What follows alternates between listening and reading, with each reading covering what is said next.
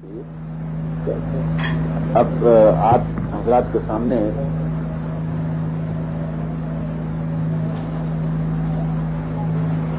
Baker فیض و کرم جلالۃ العلم حضرت علامہ مولانا عبدالعزیز صاحب شیخ الحدیث جامعہ اشرفیہ مبارک پور ضلع اعظم گڑھ یوپی ہندوستان جو اپنے ارشادات گرامی سے نوازیں گے ہم کو. یہ پہلی شخصیت ہے جو سرزمین حرم پر بلا تصویر تشریف لائے ہیں اور یہ فخر کی بات ہے کہ سرکار نے بلایا اور حضور تشریف لائے. قانون سرکار کا ہے, حکومت ان کی ہے, کیا مجال ہے کہ تصویر لے یا نہ لے, بہرحال حضور تشریف لائے ہیں. اب چند کلمات آپ ملاحظہ فرمائیے, آپ ضرور پڑھنے پھر اس کے بعد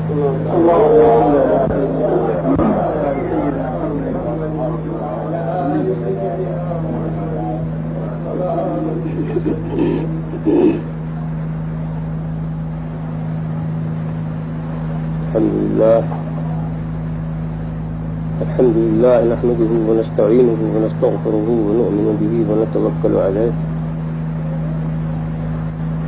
ونعوذ بالله من شرور أنفسنا ومن سيئات أعمالنا ومن يهد الله فلا مضل له ومن يضلل فلا هادي له ونشهد أن لا إله إلا الله وحده لا شريك له ونشهد أن سيدنا ونبينا وحبيبنا ومولانا محمدا عبده ورسوله بالهدى ودين الحق والصلاة.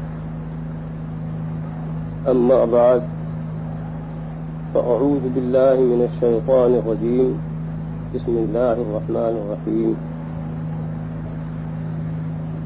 ولو أنهم ظلموا أنفسهم جاءوك فاستغفروا الله واستغفر لهم الرسول لوجدوا الله توابا رحيما. صدق الله مولانا العظيم وبلغ رسوله النبي الأمين الكريم ونحن على ذلك لمن الشاهدين والشاكرين والحمد لله رب العالمين.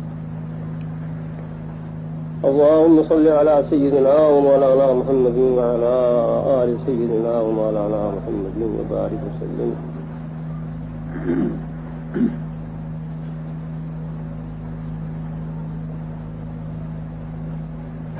کل اللہ کے حبیب جناب محمد رسول اللہ صلی اللہ تعالی علیہ وسلم کی عشق و محبت میں بیکل ہیں. زندگی بھر بیکل رہے اور یہیں کے لیے بیکل رہے.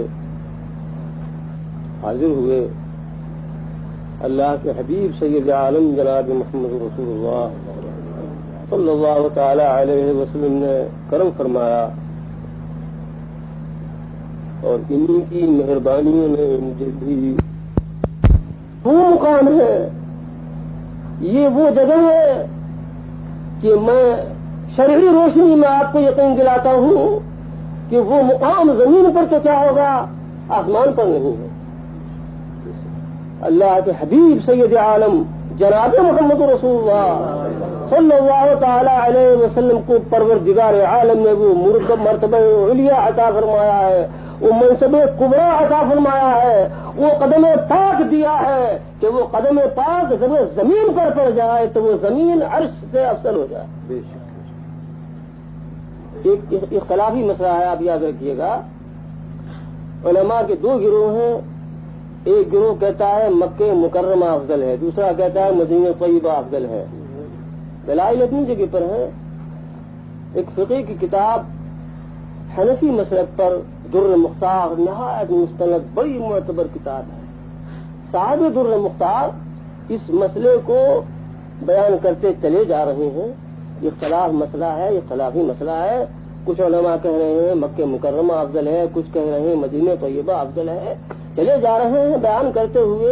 لیکن جس وقت میں مقام مصطفیٰ آتا ہے, اللہ کے حبیب جناب محمد رسول اللہ صلی اللہ تعالی علیہ وسلم کا وہ مقام آتا ہے جہاں ہم روزانہ حاضری دیتے ہیں, جہاں صلاۃ و سلام عرض کرتے ہیں. وہ گنبد خضرا کا جو مقام آتا ہے, وہ خوابگاہ محمد رسول اللہ صلی اللہ تعالی علیہ وسلم جو آتی ہے, تو وہ اس کا استثناء کرتے ہیں ان الفاظ میں, إلا ما ضم أعداؤه صلى الله تعالى عليه وسلم فهو أفضل مطلقا حتى العرش والكرسي. کہتے ہیں کہ دیکھو یہ جو مسئلہ اختلافی ہے یہ باہر تو ممکن ہے، کہا جا سکتا ہے کہ مکہ مکرمہ میں مقام ابراہیم افضل ہے، بیت اللہ افضل ہے، اور یہ افضل ہے وہ افضل ہے، مینا کی وادی افضل ہے، تو کس سے افضل ہے؟ مدینہ طیبہ کے جنگلوں سے کہا جا سکتا ہے، مدینہ طیبہ کے بازاروں سے کہا جا سکتا ہے، مدینہ طیبہ کے در و دیوار سے تقابل کا اندازہ کیا جا سکتا ہے، لیکن جو مقام مصطفیٰ آتا ہے اس میں تقابل کی قطعی گنجائش نہیں ہے، وہ مصطفیٰ ہے اختلاف سے، الا ما ضم اعضاؤہ صلی اللہ تعالی علیہ وسلم، وہ مقام جو اللہ کے حبیب کی خواہباہ ہے، جہاں حضور آرام فرما رہے ہیں، اگرچہ وہ زمین ہے لیکن وہ زمین بیت اللہ سے صرف نہیں ہے، مقام ابراہیم سے صرف نہیں ہے، حجر اسود سے صرف افضل نہیں ہے، وہ تو عرش اور کرسی سے بھی افضل ہے۔ اللہم صلی علی سیدنا مولانا محمد وعلی آل سیدنا مولانا محمد۔ حضور اقدس صلی اللہ تعالی علیہ وسلم کے اسماء گرامی اس قدر کثیر ہیں کہ 201 تو صرف قصیدہ بردہ شریف میں صاحب قصیدہ بردہ نے، اور یہ دلائل الخیرات شریف کے شروع میں صاحب دلائل الخیرات شریف نے شمار کرائے ہیں 201 نام، اس میں ایک نام حضور کا صاحب قدم بھی ہے۔ حضور صلی اللہ تعالی علیہ وسلم صاحب القدم، السلام علیک یا صاحب القدم، الصلاۃ والسلام علیک یا صاحب القدم۔ خیال ہوتا ہے کہ 2 پیر والا کون نہیں ہے؟ ارے جب تک ٹانگیں نہیں کٹتی ہیں 2 پیر ہوتے ہیں، کٹنے کے بعد ایک رہ جاتا ہے یا دونوں کٹ جاتے ہیں، لیکن ہزاروں نہیں لاکھوں نہیں ساری دنیا میں 2 پیر والے آدمی ہیں، مگر کون صاحب القدم ہے؟ صاحب القدم محمد رسول اللہ صلی اللہ تعالی علیہ وسلم ہے۔ یہ وہ قدم ہے کہ یہ زمین پر آیا تو اس کو شرافت ملی، آسمان پر پہنچا تو اس کو عظمت ملی، پہلے پر، دوسرے پر، چوتھے پر، 5ویں پر، عرش پر قدم پڑا تو اب تک جھوم رہا ہے اور جھومتا رہے گا، اور اس کو وہ فخر حاصل ہوا جو کبھی نہ ہوا، قدم میں مصطفیٰ صلی اللہ تعالی وسلم کی وہ عظمت ہے۔ حضرت شیخ محقق مولانا شاہ عبدالحق محدث دہلوی رحمۃ اللہ تعالی علیہ فرماتے ز اوج رتبہ سے پرسی تو ہی نمی دانی، ز اوج رتبہ سے پرسی تو ہی نمی دانی، کہ زیر پائے حبیب است عرش ربانی۔ اللہ کے حبیب جناب محمد رسول اللہ صلی اللہ تعالی علیہ وسلم کے مرتبے اولیاء کو مجھ سے پوچھتا ہے کیا تجھے یہ نہیں معلوم ہے کہ عرش مجید جس کو عرش عظیم فرمایا گیا ہے، عرش کریم فرمایا گیا ہے، ساری کائنات سے اوپر ہے، وہ تحت قدم ہے جناب محمد رسول اللہ صلی اللہ علیہ وسلم، زیر پائے حبیب است عرش ربانی، پائے مبارک کے نیچے ہے، یہ مرتبہ ہے قدم پاک کا کہ وہ اوپر ہے عرش مجید کے۔ یہ مت خیال کیجئے گا ہرگز یہ مطلب شعر کا کبھی مت سمجھیے گا کہ یہ کہہ رہے ہیں شیخ کہ جب حضور عرش مجید میں اس وقت معراج مقدس میں جب حضور تشریف لے گئے عرش مجید پر تب اوپر تھا قدم اور نیچے آئے تو قدم پاک نیچے ہو گیا، یہ مطلب نہیں۔ یہ مطلب کیسے ہو سکتا ہے بھائی؟ یہ مرتبے کی بلندی بیان کر رہے ہیں، یہ اوج رتبہ کی پرسی تو ہی نمی دانی، مرتبے کی بلندی کو بیان کر رہے ہیں شیخ۔ حضور کے بلندی مرتبے کو تو مجھ سے پوچھتا ہے، تو مرتبے میں جب حضور کا قدم پاک اونچا ہے عرش مجید سے تو حضور کہیں بھی ہو، یہاں صدر ہر جا کے نشین صدر، وہ ایک چٹائی پہ بیٹھے ہیں، وہ چٹائی بلا شبہ اس وقت میں عرش مجید سے افضل ہے، وہ خاک پر تشریف فرما ہے، یہ خاک بلا شبہ اس وقت میں عرش مجید سے افضل ہے۔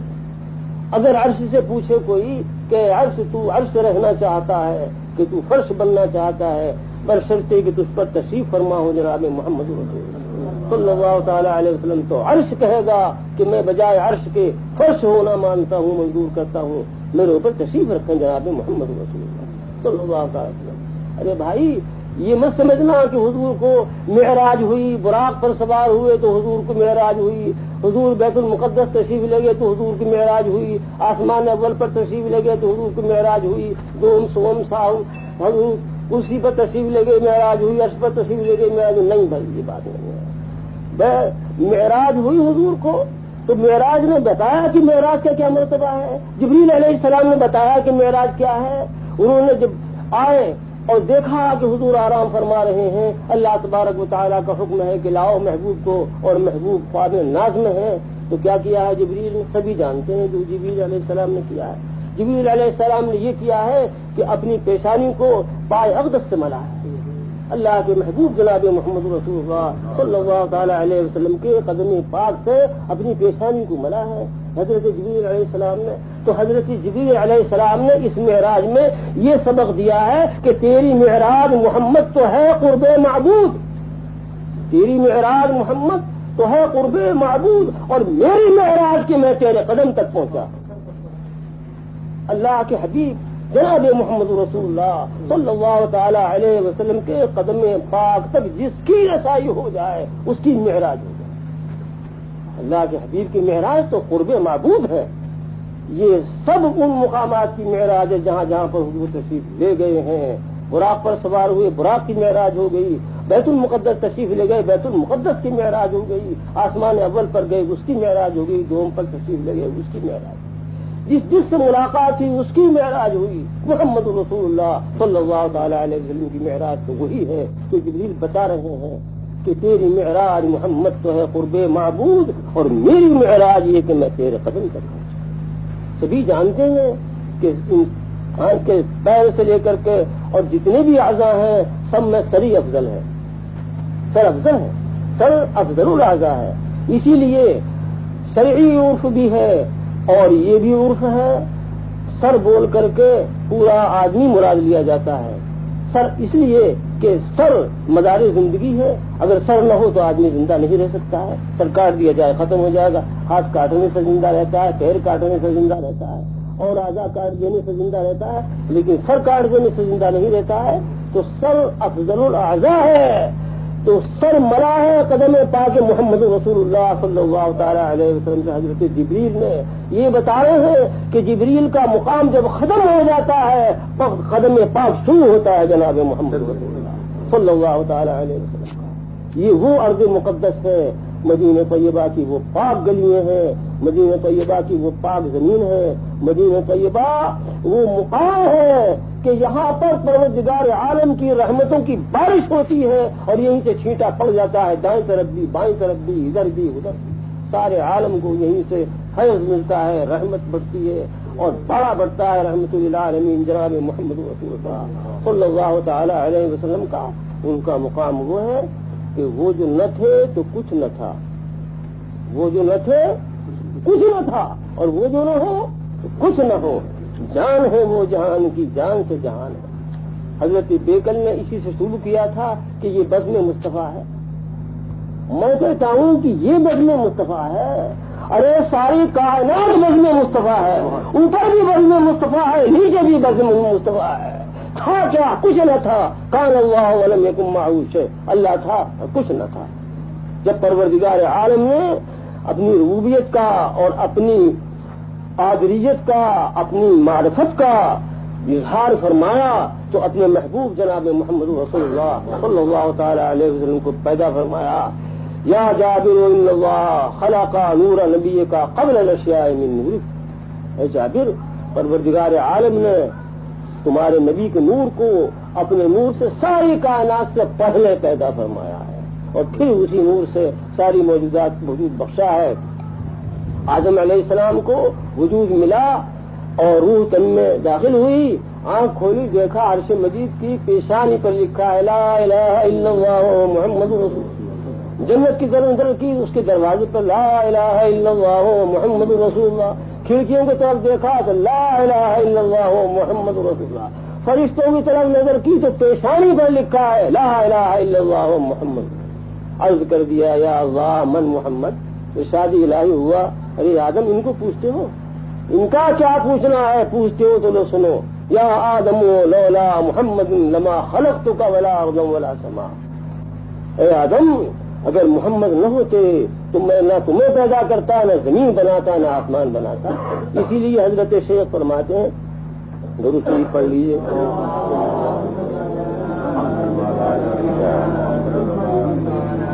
فرماتے ہیں مقصود ذات اوست، مقصود ذات اوست دیگر جملگی طفیل، مقصود ذات اوست دیگر جملگی طفیل، منظور نور اوست دیگر جملگی ظلام. ساری کائنات میں نیچے سے اوپر تک اللہ کا مقصود محمد رسول اللہ صلی اللہ تعالی علیہ وسلم ہے. باقی سب طفیلی ہیں، انہی کے طفیل میں پیدا کیے گئے ہیں، انہی کے صدقے میں وجود بخشا گیا ہے. تو یہ وہ مقام ہے کہ جو کیا کہا جائے دارالسلطنت ہے جناب محمد رسول اللہ صلی اللہ تعالی علیہ وسلم. اللہ کے حبیب سلطنت فرما رہے ہیں، محمد رسول اللہ صلی اللہ تعالی علیہ وسلم اس مدینہ طیبہ میں سلطنت فرما رہے ہیں. میں تو زبان سے کہہ رہا ہوں، آپ مجھے کیا بتایا جائے، میں بہت ہی گنہگار آدمی ہوں، لیکن جن کی آنکھیں ہیں وہ دیکھتے ہیں سلطنت مصطفیٰ صلی اللہ علیہ وسلم. وہ خوشبو کہ جو آج سے 1400 برس گلیوں میں ہر دماغ سونگتا تھا، آج بھی دماغ والے سونگ رہے ہیں اس کو، وہی گلیوں میں، وہی سڑکوں میں اور وہی محلوں کے گلی کوچوں میں آج بھی سونگ رہے ہیں. اس لیے کہ مدارج النبوت شریف میں کوئی بات بلا حوالے کے نہیں کہتا ہوں، اس لیے کہ میں بہت ذمہ دار آدمی ہوں. میں نے جو یہ کہا کہ آج وہی خوشبو جو 1400 برس پہلے ہر دماغ سونگتا تھا اور تلاش کرنے والے کو پوچھنے کی ضرورت نہیں ہوتی تھی، حضور ادھر سے تشریف لے گئے ہیں.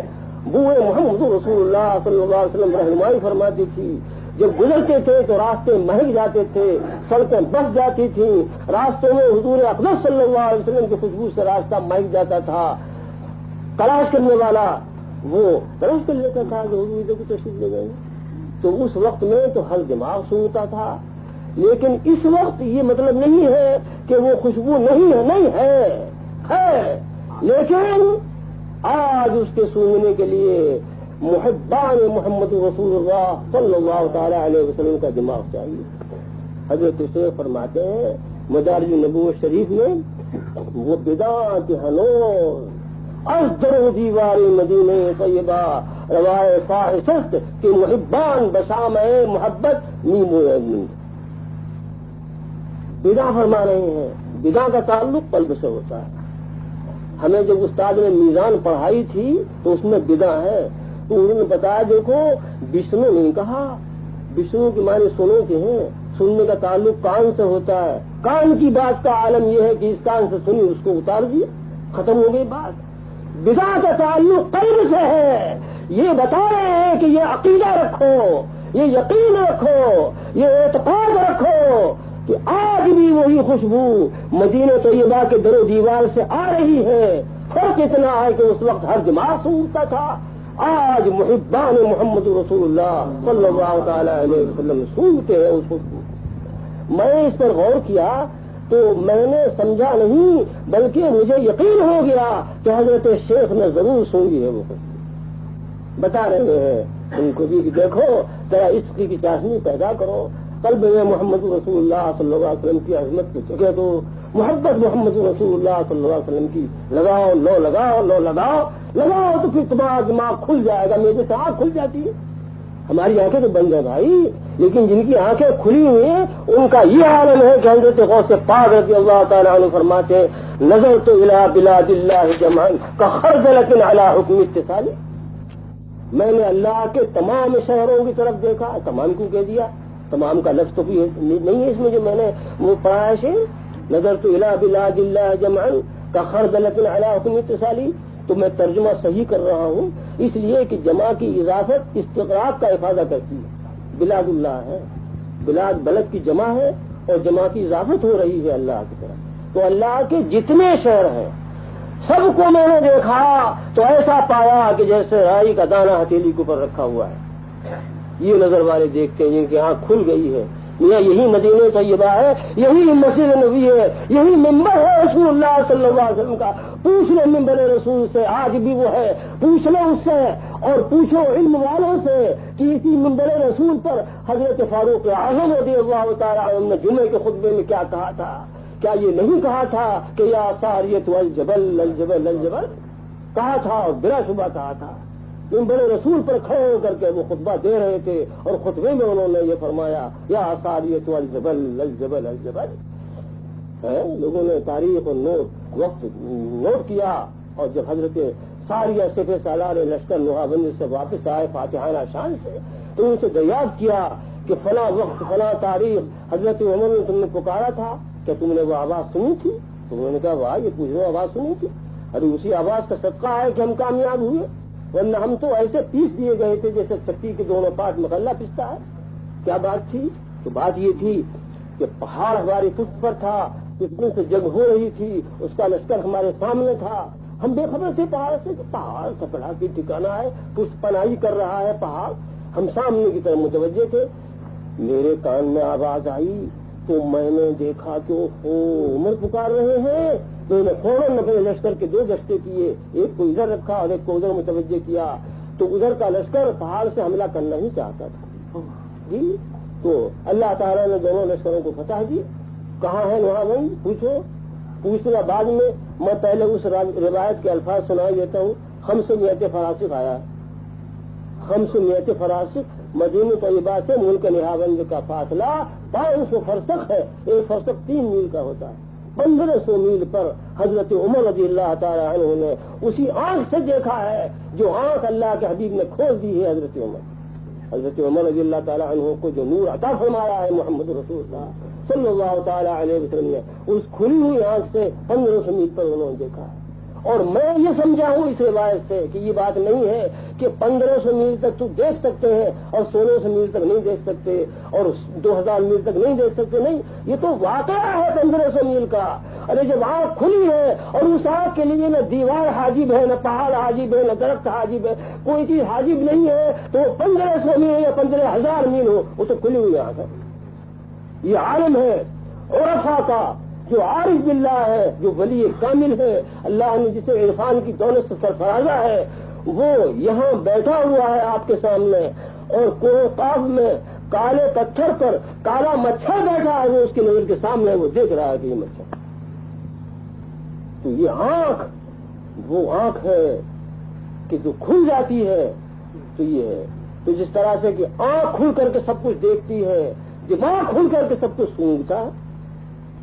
یہ بات ہے کہ مدینہ طیبہ کی گلیاں اب بھی وہ فیوز اور برکات محمد رسول اللہ صلی اللہ تعالیٰ علیہ وسلم برابر تقسیم کر رہی ہیں، اور وہ فیض جاری ہے محمد رسول اللہ صلی اللہ تعالی وسلم کا. دروازہ بند نہیں ہوا ہے، نہیں ہوا ہے، نہیں ہوا ہے، فیض جاری ہے جناب محمد رسول اللہ. کون کہہ سکتا ہے کہ صرف صدیق کو صداقت دے دی اور فاروق کو عدالت دے دی اور عثمان کو غنی کر دیا اور مولا کائنات کو ولایت دے دی تو دروازہ بند کر لیا؟ نہیں، وہ رحمت للعالمین ہے، اور رحمت للعالمین قیامت تک کے لیے نہیں، ابد الآباد تک کے لیے. وہ دروازہ بند نہیں ہے. فرق اتنا ہے ضرور شریف پڑھیے گا. بہت اچھا کہا ہے، حقیقت کہیے بالکل. وہ کہتا ہے تیرے میں قدے میں کمی ہے کیا؟ تیرے میں قدے میں کمی ہے کیا؟ جو کمی ہے ذوق طلب میں ہے.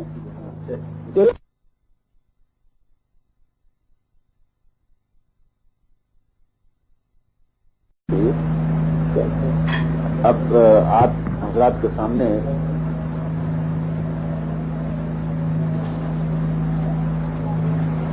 بیکر فیض و کرم جلالۃ العلم حضرت علامہ مولانا عبدالعزیز صاحب شیخ الحدیث جامعہ اشرفیہ مبارک پور ضلع اعظم گڑھ یوپی ہندوستان، جو اپنے ارشادات گرامی سے نوازیں گے ہم کو. یہ پہلی شخصیت ہے جو سرزمین حرم پر بلا تصویر تشریف